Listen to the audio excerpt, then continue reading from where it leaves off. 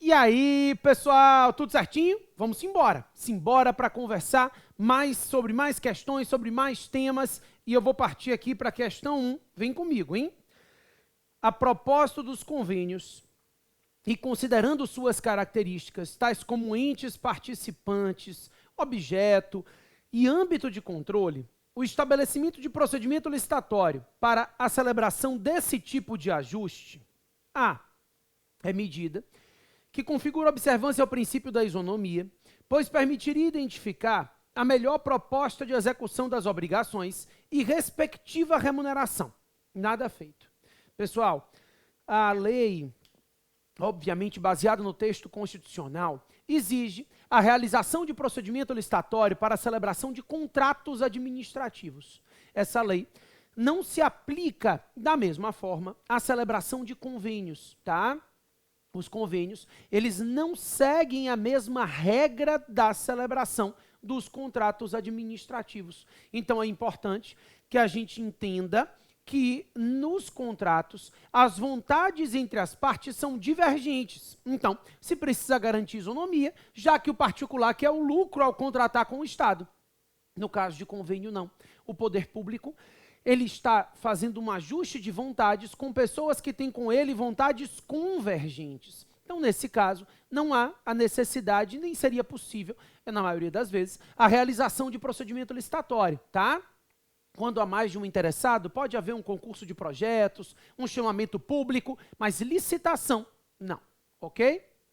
B, seria inviável na maioria das vezes, pois não tratam de contraposição de interesses com contrapartida, mas sim de convergência de interesses comuns, com rateio de custos e divisão de atribuições. É isso aí. Pessoal, a ideia é que não há contraposição de interesses. O que existem são pessoas com vontades convergentes. E aí vai ratear custos, vai dividir as atribuições, mas os dois estão buscando a mesma coisa. Não é o Estado na busca do interesse público e o particular na busca do lucro, tá? Então, nesses casos de convênio, não há a realização do procedimento licitatório. A letra B tá certinha, tá?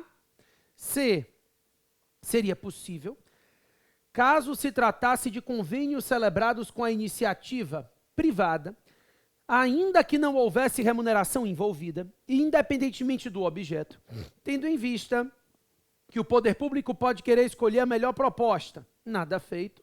Os convênios, em regra, são firmados com entidades privadas mesmo, mas as vontades são convergentes. Ademais, não é o Estado quem vai querer ou não buscar a melhor proposta, né? É poder dever, caso seja cabível o procedimento licitatório, ele não é uma faculdade da administração. É um poder e é um dever, ok?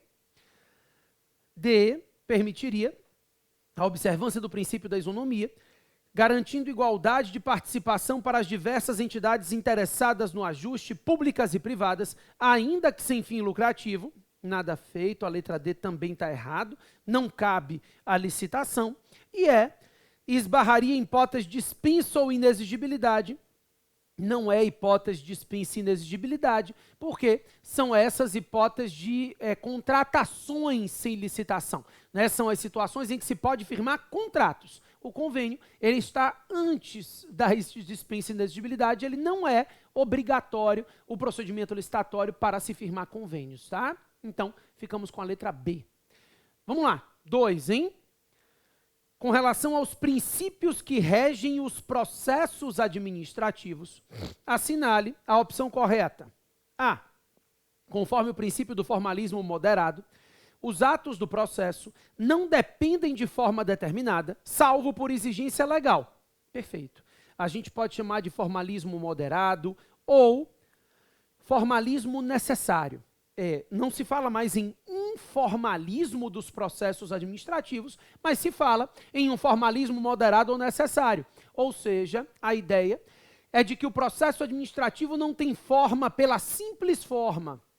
A formalização do processo só é exigida, quando essa forma será necessária garantir a lisura desse processo. Então, o processo tem que ser escrito em português, páginas numeradas e rubricadas, são formas de evitar que haja qualquer tipo de fraude, que prejudique o interessado ou a própria administração pública, né? Fora isso, não há forma, pelo simples formalismo, tá certa a letra A. B. O princípio da ampla defesa impõe a participação de advogado em todas as fases do procedimento administrativo disciplinar. Claro que não. Súmula vinculante número 5, manjadíssima, nós já conhecemos, né? Diz que não há nulidade do processo administrativo disciplinar pela ausência de advogado. Então, a ausência de defesa técnica por advogado não enseja a nulidade do processo administrativo disciplinar. Claro que é facultada, a ampla defesa faculta ao particular a participação de advogado em todas as fases do processo. Se ele quiser constituir advogado, a administração pública não pode negar ao particular a constituição de advogado e a defesa técnica. Mas, se ele não quiser, se ele quiser se defender pessoalmente, tá tudo certinho, tá? C, por força do princípio da verdade material, admite-se a utilização em processo administrativo de provas obtidas por meio ilícito, desde que produzidas de boa fé. Nada feito. Não se admite prova ilícita, tá? A ideia é de que todos os meios de prova, desde que obtidas licitamente, serão admitidas no bojo do processo administrativo. D. A exigência de depósito de valores como condição de admissibilidade de recurso administrativo não viola o princípio da pluralidade de instâncias. Viola sim. Aqui nós temos uma outra súmula também manjada, mas que cai bastante em prova, que é a súmula vinculante número 21, tá? Essa deixa claro que o direito à ampla defesa abarca o direito ao duplo grau de instância, né? O duplo grau de julgamento. Em razão disso, é inconstitucional a exigência de depósito, garantia, caução para a interposição de recursos administrativos. Está falsa a letra D. E a adoção da chamada fundamentação per relationem em atos administrativos viola o princípio da motivação. Não viola. A motivação per relationem ou motivação aliundi, dá no mesmo. A gente já aprende isso nas aulas teóricas, né? Ocorre quando, ao invés de fazer a motivação do seu ato, você remete a um outro. Então você diz assim: vou praticar tal ato pelos motivos expostos no parecer tal, né? Então, quando você fala pelos motivos expostos no parecer tal, isso é uma motivação aliundi, uma motivação per relationem, e isso é admitido. Inclusive, essa situação, não com esse nome, mas a situação está prevista no artigo 50, parágrafo 1º da Lei 9784 de 99, tá? Beleza. Vamos lá, questão 3. A respeito de organizações sociais, assinale a opção correta, considerando o entendimento do STF em sede de controle concentrado. A. É inconstitucional a previsão legal de cessão de servidor público à organização social. Essa hipótese configura desvio de função. Pessoal, não há nenhuma inconstitucionalidade, tá? Inclusive, isso foi julgado por ADI 1923. Hoje o entendimento é de que as OS ou organizações sociais, que são entidades do terceiro setor, elas podem receber destinação de verba orçamentária, né? Na verdade, elas podem ter uma rubrica orçamentária específica para elas. Elas também podem gozar de outras vantagens. Então, as OS podem ter cessão de bens, cessão de servidores. Não há nenhuma ilegalidade nisso aí. Está falso a letra A. B. O contrato de gestão não configura hipótese de convênio, uma vez que prevê negócio jurídico de natureza comutativa e se submete ao mesmo regime jurídico dos contratos administrativos. Nada feito. A ideia é de que o contrato de gestão não tem natureza de contrato e sim de convênio. Porque a gente conversou há um minutinho que os contratos se juntam pessoas com vontades divergentes. O contrato de gestão é um acordo firmado entre uma entidade pública e uma entidade privada sem fins lucrativos para qualificá-la como OS, ou seja, vontades convergentes. Nesse caso, esse contrato de gestão tem natureza de convênio e não de contrato, tá? Tá falso a B. C. As organizações sociais, por integrarem o terceiro setor, integram a administração pública, razão pela qual devem submeter-se em suas contratações com terceiros ao dever de licitar. Nada feito. As OSs, elas têm dispensa de licitação, artigo 24, inciso 24 da Lei 8666, tá? Também julgado pela DI 1923, essa dispensa de licitação das OS foi declarada constitucional. Então, as organizações sociais não licitam, elas gozam de dispensa de licitação. Tá falso a letra C. D. O indeferimento do requerimento de qualificação da organização social deve ser pautado pela publicidade, transparência e motivação, mas não precisa observar critérios objetivos, devendo ser respeitada a ampla margem de discricionariedade do poder público. Claro que não, critérios objetivos e técnicos são necessários para indeferir a qualificação, não pode haver violação à impessoalidade, né? E a qualificação da entidade como organização social configura hipótese de simples credenciamento, o qual não exige licitação em razão da ausência de competição. É isso, inclusive porque a gente conversou que o contrato de gestão não tem natureza jurídica de contrato administrativo e, consequentemente, não precisa ser precedido de procedimento licitatório, né? Questão 4. De acordo com a Constituição Federal, a respeito dos agentes públicos, é correto afirmar que a. É vedada a percepção acumulada de proventos de aposentadoria do regime próprio de previdência social ou militar, com a remuneração de cargo, emprego ou função pública, inclusive cargo em comissão declarado em lei de livre nomeação e livre exoneração, salvo cargo em comissão, né? Na verdade, não é só cargo em comissão. Lembrando aulas teóricas que a gente já teve por aí, você vai lembrar que o sujeito que tem um cargo público, aposentadoria pelo regime próprio de previdência, pode acumular com outro cargo público, se os cargos forem acumuláveis na atividade, então, por exemplo, 2 de professor, pode acumular com cargo em comissão e pode acumular com cargo eletivo também, né? Então, eu posso me aposentar como procurador da Fazenda, virar professor, são cargos acumuláveis na atividade. Posso assumir um cargo de procurador-chefe, cargo em comissão, ou posso ser eleito deputado, cargo eletivo. Nesses 3 casos, eu posso acumular os proventos com a remuneração da atividade, tá? B.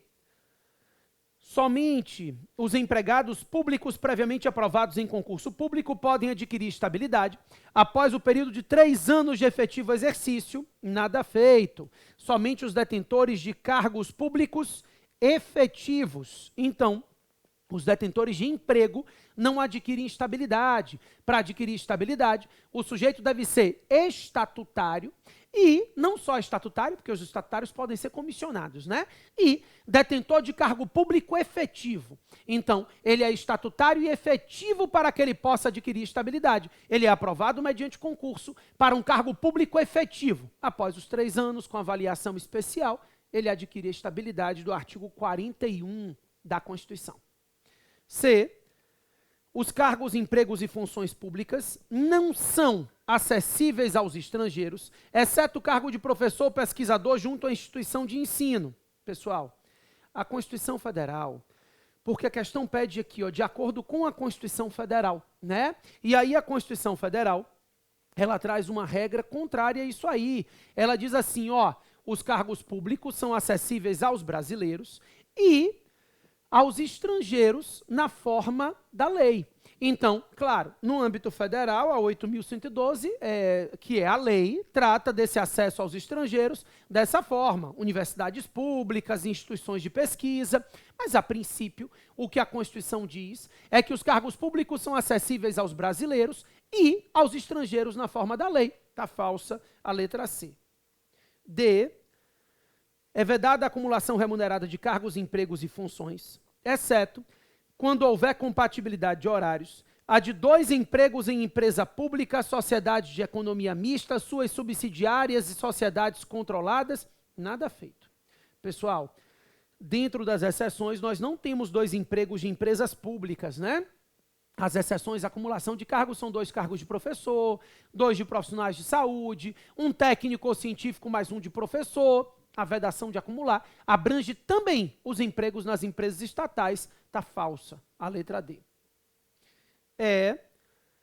As funções de confiança, exercidas exclusivamente por servidores ocupantes de cargo efetivo, destinam-se apenas às atribuições de direção, chefia e assessoramento. Perfeito. Função de confiança, somente para ocupantes de cargo efetivo. Cargos em comissão, esses podem ser entregues a detentores de cargos efetivos ou não, né? Ambos para funções de direção, chefia e assessoramento. Certinho. 5.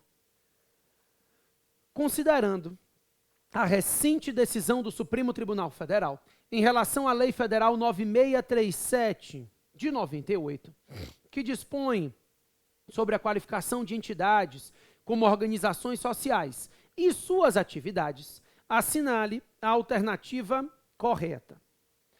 A atribuição de título jurídico de legitimação da entidade como organização social configura hipótese de credenciamento, na qual deve incidir licitação pela própria natureza do ato. Essa é a parte falsa, né? A gente já conversou que, como o contrato de gestão não tem natureza jurídica de contrato administrativo, ele não precisa ser precedido obrigatoriamente de licitação. Está falsa a letra A. B. Os contratos a serem celebrados pelas organizações sociais com terceiros, com recursos públicos, devem ser conduzidos de forma pública, objetiva e impessoal, com observância nos princípios do caput do artigo 37 da Constituição Federal e nos termos de regulamento próprio, a ser editado por cada ente federativo contratante. Pessoal, os contratos devem ser conduzidos de forma impessoal, mas aqui a lei não trata de regulamento próprio por cada ente federativo contratante. Essa é uma regra utilizada para as OS, tá? Ou para as OCIPs. Então, as OS devem respeitar os princípios básicos, mas não tem procedimento licitatório. C. O afastamento do certame licitatório não exime o administrador público da observância dos princípios constitucionais, de modo que a contratação direta das OS, ou organizações sociais, né, deve observar critérios objetivos e impessoais com publicidade de forma a permitir o acesso a todos os interessados. Então, critérios objetivos, critérios impessoais, para que eu não qualifique como OS os meus amigos, né? Isso é importante. D. As organizações sociais, por não integrarem o terceiro setor, fazem parte do conceito constitucional de administração pública, razão pela qual devem submeter em suas contratações com terceiros ao dever de licitar. Elas não fazem parte da administração, né? É o contrário. Essas entidades são qualificadas, sim, como entidades do terceiro setor. Está falsa a letra D. E os empregados das OS são equiparados a servidores públicos, nada feito, tá? Com exigência de concurso. Por isso, a remuneração deve ter base em lei, aplicando-se também às OS a exigência de concurso público. Não é verdade. O que eu falei para vocês é que é possível a cessão de alguns servidores públicos às OS, mas os empregados das OS não são servidores, tá? Falso. Vamos para a questão 6? Vamos lá. De acordo com a Lei 8987 de 95, que dispõe sobre o regime de concessão e permissão da prestação de serviços públicos previsto no artigo 175 da Constituição Federal, na hipótese de concessão de serviço público precedida de execução de obra pública. A subconcessão é juridicamente possível, situação que dispensa a realização de concorrência para a sua outorga. Pessoal, a 6 está errada, tá? A subconcessão depende de concorrência. Aqui está certo, concorrência é o dispensa que a gente vai tirar. A ideia é que a Lei 8987 fala que para que haja subcontratação do contrato de concessão, que a gente chama de subconcessão, obrigatoriamente deve haver licitação na modalidade concorrência, tá? Tá falso a letra A. B. A concessionária não poderá contratar terceiros para o desenvolvimento de atividades inerentes, acessórias ou complementares ao serviço concedido. A concessionária pode, sim, contratar terceiros para atividades acessórias, tá? Atividades complementares. Não é o próprio objeto do contrato, é a terceirização de atividades acessórias. Isso é possível. C. O julgamento da licitação deverá ser feito exclusivamente pelo critério de menor valor da tarifa do serviço público a ser prestado. Não é exclusivamente. A lei prevê vários critérios, dentre eles a melhor tarifa, tá? Mas não é um único critério, não. D. A concessão poderá ser feita a pessoa física ou jurídica que demonstre capacidade para o seu desempenho e a obra deverá ser realizada por conta e risco da concessionária. Não pode ser pessoa física ou jurídica. A concessionária ou é pessoa jurídica ou é consórcio de empresas. Não há a celebração de contratos de concessão com pessoas físicas. Permissão, sim. No caso de permissão, pode ser pessoa física ou jurídica. No caso de concessão, ou é pessoa jurídica ou é consórcio, né? Tá falso a D também. O investimento da concessionária será remunerado e amortizado mediante a exploração do serviço ou da obra por prazo determinado. Tá certa a letra E, já pode marcar, ok? 7. À luz da lei, gente, só para você entender, isso aqui, obviamente, quando se tratar de uma concessão de serviço público precedida de obra. Então, nesse caso, a empresa concessionária investe na obra e depois ela explora o serviço decorrente da obra e amortiza os investimentos dela e recebe o lucro dela também, tá? Vamos lá, 7. À luz da Lei 9784 de 99, assinale a opção correta com relação à competência administrativa e à relação hierárquica existente no âmbito da administração pública. A competência administrativa pode ser renunciada em hipótese de acordo entre os órgãos públicos envolvidos. Nada feito. A competência administrativa é irrenunciável, imprescritível e improrrogável, né? A gente aprende isso. Não pode prorrogar, como no processo civil. O juiz é relativamente incompetente, ninguém alegou a incompetência do juízo, ela se prorroga. No âmbito do direito administrativo, não há prorrogação de competência, assim como não pode haver renúncia e prescrição. B. A relação de subordinação hierárquica entre os órgãos públicos envolvidos é condição imprescindível para a delegação da competência administrativa. Nada feito. A delegação, ela não precisa dessa subordinação, dessa hierarquia verticalizada. A delegação pode ser feita para agentes de hierarquia inferior, mas ela também pode ser feita entre agentes de mesmo nível hierárquico, tá? A avocação, não. Eu só posso avocar de um agente subordinado, mas a delegação pode se dar no mesmo nível hierárquico. Tá falsa a letra B. C.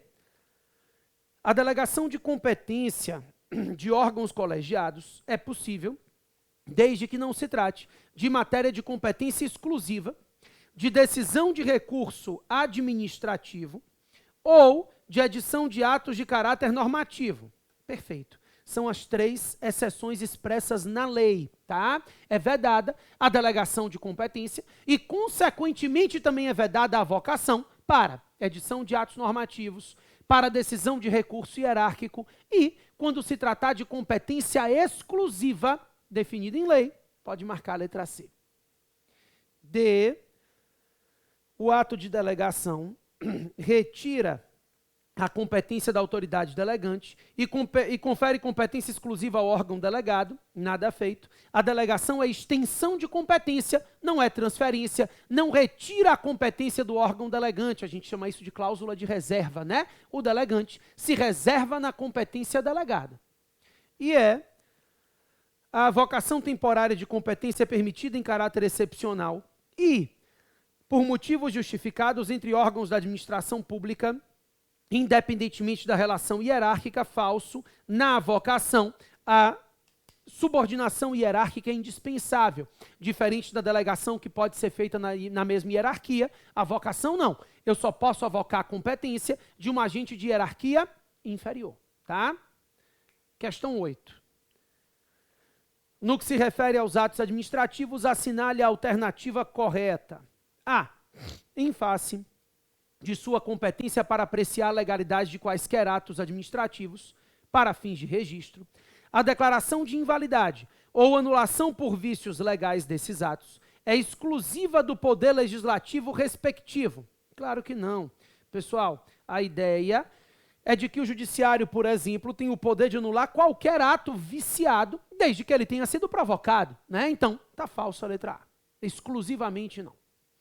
B. O direito da administração de anular seus próprios atos, de que decorram efeitos favoráveis aos destinatários, prescreve em 3 anos contado da data em que foram praticados, salvo comprovada má-fé. 5 anos, né? Artigo 54 da Lei 9784 de 99 prevê esse prazo decadencial de 5 anos. Inclusive, eu já comentei que a súmula 633 do STJ determina que esse prazo decadencial do artigo 54 da Lei 9784 se aplique também aos estados que não tenham lei específica tratando da matéria, tá? Tá falso a B, não são 3, são 5 anos de decadência. Salvo má-fé. Má-fé retira a decadência. C.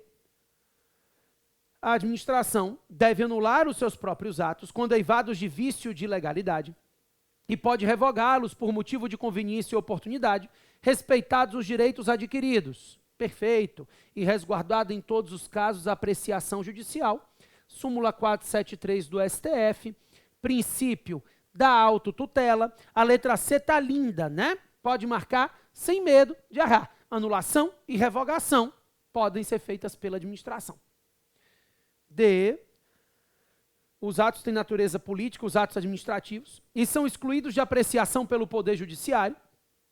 Os atos administrativos dotados de vinculação resultante do exercício do poder de polícia e que limitam ou disciplinam direito, interesse ou liberdade dos administrados. Não, não são atos políticos. Os atos de polícia são atos administrativos. E é claro que se submetem ao controle judicial no que tange a sua legalidade, tá? Tá falsa a letra D. A ilegalidade ensejaria a anulação desses atos. Os atos administrativos eivados de vício que os tornem ilegais somente podem ser declarados inválidos ou revogados pelo Poder Judiciário. Claro que não. A gente acabou de ver a autotutela na letra C. A própria administração pode e deve anular os atos viciados, tá? Questão 9 e última dessa aula. Vamos lá. Pelas obrigações assumidas por consórcio público. Lembrando que a lei de consórcios públicos é a lei 11.107, né? Tema sempre muito importante, a gente trabalha em aulas teóricas sempre com bastante cuidado esses consórcios, né? Essa gestão associada dos entes federativos. Vamos lá. A. Nos termos da lei, respondem solidariamente os entes consorciados, observadas as disposições do seu estatuto. Nada feito, a responsabilidade desses entes é subsidiária. Afinal, o consórcio público tem personalidade jurídica própria, tá? Então, ele responde pelos atos que ele pratica. Ele é uma nova pessoa jurídica, o consórcio. B. Responde subsidiariamente o ente público líder do consórcio. Não, não é subsidiariamente o líder. Subsidiariamente respondem todos os entes consorciados, tá? C. Respondem pessoal e subsidiariamente os agentes públicos incumbidos da gestão do consórcio. Nada disso, não é responsabilidade dos agentes. Eles atuam no exercício da função pública, então os atos praticados por eles ali devem ser imputados à entidade a qual eles estão vinculados. D. Respondem subsidiariamente os entes públicos consorciados. É isso. A responsabilidade do consórcio é primária, objetiva e primária. Ele tem personalidade jurídica própria no momento que é constituído. E a responsabilidade dos entes consorciados é objetiva e subsidiária. Tá? Nos termos da lei, respondem pessoal e solidariamente os agentes públicos incumbidos das gestões do consórcio. Nada feito. Agentes públicos aqui não podem ser responsabilizados pessoalmente. Atentem para o princípio da impessoalidade. Ok? Valeu, pessoal. É isso. Até a próxima, hein?